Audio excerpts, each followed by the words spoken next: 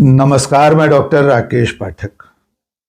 दोस्तों, आप जानते हैं कि ये जो साल 2025 है, ये हमारे राष्ट्रगीत वंदे मातरम का 150वां जयंती वर्ष है। इसकी शुरुआत 7 नवंबर को प्रधानमंत्री नरेंद्र मोदी ने एक भव्य समारोह में की थी। यद्यपि उस समारोह में उन्होंने जो कुछ कहा था, उस पर हम अपने पिछले वीडियो में आपको विस्तार से बता चुके हैं। लेकिन इस साल ही वंदे मातरम को लेकर एक और विवाद जुड़ गया है। विवाद यह है कि राज्यसभा सचिवालय ने सदन में वंदे मातरम जैसे नारे लगाने पर पाबंदी लगा दी है। इसके अलावा जय हिंद, थैंक यू और धन्यवाद जैसे शब्द भी सदन में इस्तेमाल नहीं किए जा सकेंगे।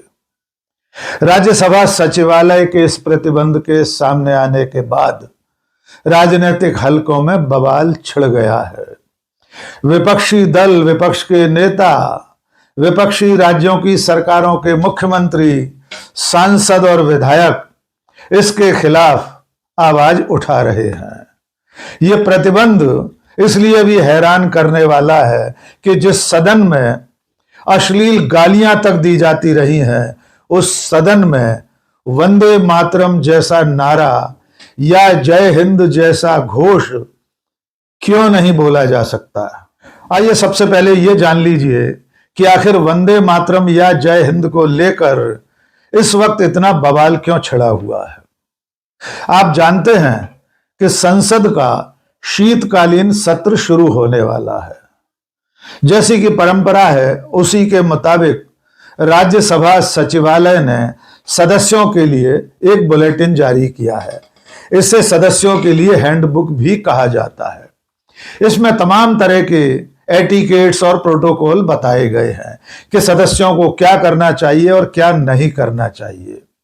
इसी बुलेटिन में यह पाबंदी सामने आई है कि आइंदा सदन के भीतर सदस्यगण न तो वंदे मातरम का नारा लगा सकेंगे, न जय हिंद का घोष कर सकेंगे, न थैंक यू कह सकेंगे और न धन्यवाद बोल सकेंगे। जैसे ही इस बुलेटिन की जानकारी सामने आई, इस पर जबरदस्त विरोध शुरू हो गया। सबसे ज्यादा तीखी प्रतिक्रिया आई है पश्चिम बंगाल की मुख्यमंत्री ममता बनर्जी की। ममता बनर्जी ने पूछा है कि हम वंदे मातरम सदन में क्यों नहीं कह सकते, क्यों नहीं जय हिंद का नारा लगा सकते। ममता बनर्जी ने कहा है कि ये हमारी आजादी के नारे हैं और अब भी इन्हें लगाने से कोई नहीं रोक सकता। यहां तक कि ममता बनर्जी ने सत्ता को ललकारते हुए कहा है कि जो वंदे मातरम और जय हिंद से टकराएगा वो चूर चूर हो जाएगा। क्यों नहीं बोलेगा? हमारा पब्लिक का जो रिप्रेजेंटेशन होता है उसमें जय हिंद वंदे मातरम नेशनल सॉन्ग है, तो क्यों नहीं बोलेंगे? हम जय बांग्ला बांग्ला में बोलते हैं, वंदे मातरम कहते हैं। ये हमारा आजादी का स्लोगन है, नेशनल सॉन्ग है। और जय हिंद नेताजी का नारा है, जो नारा लेके हम लोगों ने लड़ा है, अभी भी हमारे देश का नारा है। इसको जो टकराएगा चूर चूर हो जाएगा। कांग्रेस की राष्ट्रीय प्रवक्ता सुप्रिया श्रीनेत ने भी इस पर बयान जारी किया है। सुप्रिया ने कहा है कि वंदे मातरम और जय हिंद जैसे नारों से आजादी की लड़ाई के समय अंग्रेजों को तो आपत्ति होती थी, अब बीजेपी को भी आपत्ति है। आखिर किस मिट्टी के बने हैं भाजपाई? आइए सुनते हैं सुप्रिया ने क्या कहा। खबरों के मुताबिक राज्यसभा की बुलेटिन में कहा गया है कि सदन में जय हिंद और वंदे मातरम का प्रयोग नहीं होना चाहिए। मतलब यह सुनकर मुझे विश्वास नहीं हो रहा है कि वो कौन लोग हैं जिनको वंदे मातरम और जय हिंद पर आपत्ति है। इससे तो अंग्रेजों को दिक्कत थी, अब पता चल रहा है भाजपाइयों को भी दिक्कत है, वो अखरता है नारा। ये आजादी के आंदोलन के सबसे पुरजोर, सबसे सशक्त नारे, इससे किसी को दिक्कत हो कैसे सकती है? किस मिट्टी के बने लोग हैं? चलिए शुरुआत जय हिंद से करते हैं। जय हिंद का मतलब है हिंदुस्तान की जय हो, भारत की सदैव जय हो। यह आजादी का सबसे सशक्त नारा था। इसकी रचना 1907 में केरल के ट्रवणकोर के रहने वाले क्रांतिकारी चेम्पक रामन पिल्लई ने की थी। वो भारत के बाहर सक्रिय थे, जर्मनी वगैरह जगहों पे। 1914 से 18 के बीच में भारत के जो क्रांतिकारी बाहर रहते थे और आजादी की लड़ाई लड़ रहे थे, उसको, इस नारे को, जय हिंद को उन्होंने अपना उद्घोष बनाया, अपना अभिवादन बनाया। इसको और पॉपुलर करने का काम नेताजी सुभाष चंद्र बोस ने किया। 1940 के दशक में 1943 से 44-45 के बीच में नेताजी और उनकी आजाद हिंद फौज ने जय हिंद को अपना उद्घोष बनाया, जय हिंद से अभिवादन करते थे। और यही नहीं, नेताजी अपने सारे जो ब्रॉडकास्ट होते थे, चाहे वो जर्मनी में हो, चाहे वो साउथ ईस्ट एशिया में हो, कहीं से भी हो, वो जय हिंद जरूर बोलते थे। उन्होंने इसको इसलिए चुना था क्योंकि ये धर्मनिरपेक्ष था, ये लोगों को जोड़ता था। 1947 में आजादी के बाद इस नारे का प्रयोग हमारी सेना ने, हमारे अर्धसैनिक बलों ने करना शुरू किया। उन्होंने औपचारिक तौर से इसको अपना नारा बनाया। आज भी हर भारतीय सेना, अर्धसैनिक बलों का जो दिल और जज्बा है वो जय हिंद से गूंजता है। यही नहीं, आजादी के बाद प्रथम प्रधानमंत्री पंडित नेहरू ने इसको और लोकप्रिय किया। वो अपने हर भाषण का अंत जय हिंद से करते थे। और सोचिए, जय हिंद लोगों को अखर रहा है। अब बात करते हैं वंदे मातरम की। क्या अद्भुत शब्द है वंदे मातरम। भारत को मां मानकर उसका वंदन करना, उसका नमन करना। और इसकी रचना जो थी वो 1870 में बंकिम चंद्र चटर्जी, बंकिम चंद्र चट्टोपाध्याय, उन्होंने की थी। 1896 में कांग्रेस के अधिवेशन में पहली बार रविंद्रनाथ ठाकुर ने इसको गाया था। 1905 के स्वदेशी आंदोलन का यह बड़ा नारा बना था वंदे मातरम। और यही नहीं, 1908, 1909, 1910, उसके बाद यह हर क्रांतिकारी का नारा था। और इसको अंग्रेज बार बार बैन करते थे, इसको बोलने पर जेल जाना पड़ता था। फिर भी आजादी के महानायकों का नारा था, उनका उद्घोष था, वो एक दूसरे का अभिवादन वंदे मातरम से करते थे। भगत सिंह, खुदीराम बोस जैसे लोग फांसी के फंदे पर झूल गए और वंदे मातरम कहकर गए।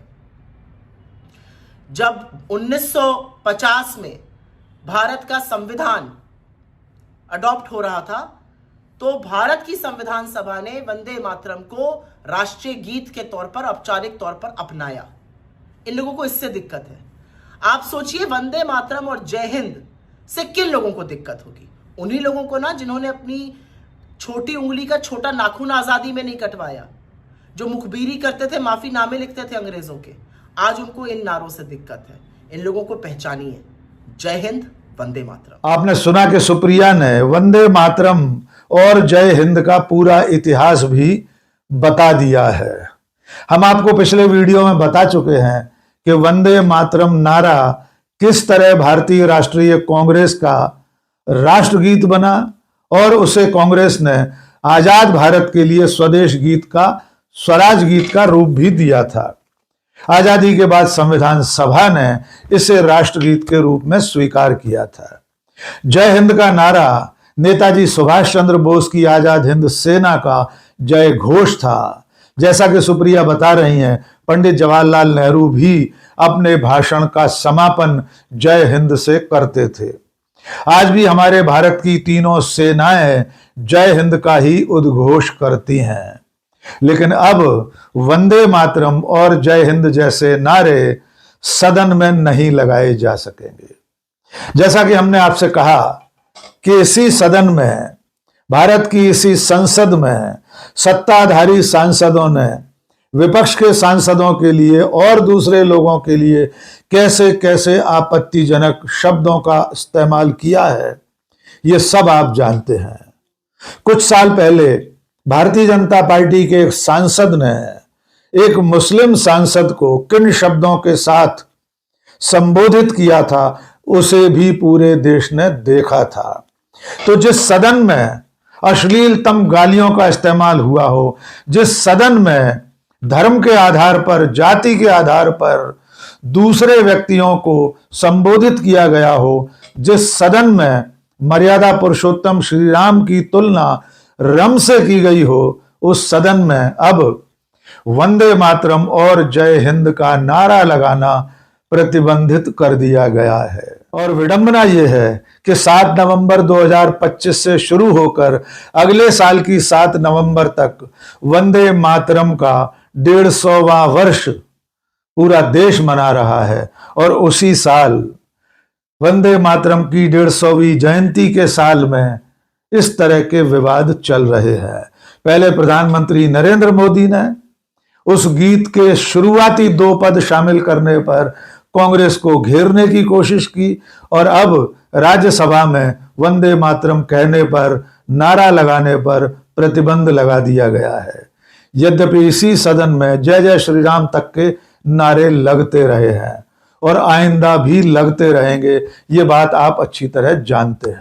आजादी की लड़ाई से जुड़े हुए प्रतीक चिन्हों, उस वक्त के नारों और आजादी के महानायकों के खिलाफ जो अभियान भारतीय जनता पार्टी चलाती रहती है, उस मंशा को समझने की भी जरूरत है। आप अच्छी तरह जानते हैं कि जब हमारा देश आजादी की लड़ाई लड़ रहा था, भारतीय राष्ट्रीय कांग्रेस और महात्मा गांधी की अगुवाई में देश भर के लोग अंग्रेजों के खिलाफ लड़ रहे थे, तब वर्तमान सत्ताधारियों के वैचारिक पुरखे उस लड़ाई से दूर खड़े थे। राष्ट्रीय स्वयंसेवक संघ और हिंदू महासभा, इन दोनों संगठनों के नेता अंग्रेजों के साथ खड़े थे। पूरी आजादी की लड़ाई में इनके वैचारिक पुरखों का कोई नाम अता पता ठिकाना नहीं है। एक नाम लेवा महानायक राष्ट्रीय स्वयंसेवक संघ के पास नहीं है। इसलिए वे हर मौके पर आजादी से जुड़ी हुई तमाम पहचानों को, उसके प्रतीकों को, उसके नारों को, उसके नायकों को धूल धूसरित करने की कोशिश करते रहते हैं। और अब की बार देश की सबसे बड़ी पंचायत में, संसद में और उसके भी उच्च सदन राज्यसभा में वंदे मातरम और जय हिंद जैसे नारे लगाने पर प्रतिबंध लगा दिया गया है। लेकिन हम ये कहना चाहते हैं, जो ममता बनर्जी ने कहा वही सच है। जो वंदे मातरम से टकराएगा, जो जय हिंद से टकराएगा, वो चूर चूर हो जाएगा। सरकार की इस मंशा के बारे में, इस पाबंदी के बारे में आप क्या सोचते हैं? कमेंट बॉक्स में जरूर बताइए। आज के इस वीडियो में बस इतना ही। बहुत बहुत शुक्रिया। जय हिंद।